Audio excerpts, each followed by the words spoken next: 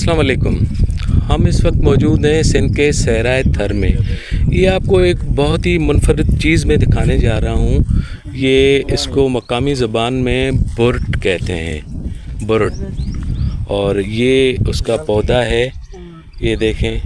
इसकी एक तो खुसूसियत ये है कि आप अगर खुसूसियत कह लें या इसकी टिपिकलिटी कह लें कि जहाँ से भी आपको गुज़रेंगे अगर, तो ये आपके जिस्म में, कपड़ों में ये बुरट के छोटे छोटे दाने हैं, ये चिपक जाते हैं।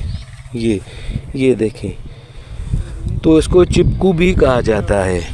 एक मज़ेदार कहानी मैं आपको सुना दूं कि हमारे पीर साहब वगैरह, पीर मर्दान अली शाह साहब, उनसे किसी अपने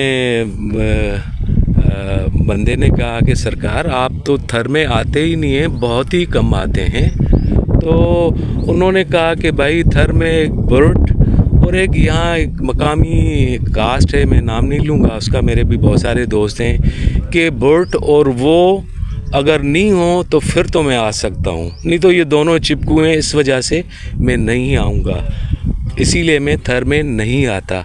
तो आपके अगर थर के कोई दोस्त हैं तो उनसे आप खुद ही पूछ सकते हैं कि चिपकू ज़ात कौन सी है थर की, जिसको मजाकन चिपकू कहा जाता है, बुरट की तरह। अब हम आते हैं बुरट पर।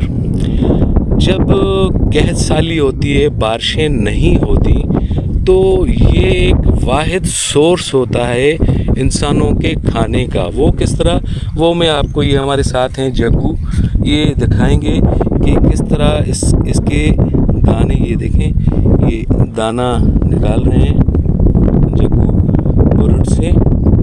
ये अभी छोटे हैं, बड़े हो जाते हैं तो इसके दाने भी बड़े हो जाते हैं। और ये देखें, ये इसका दाना निकाल रहा है हमारा जग्गू।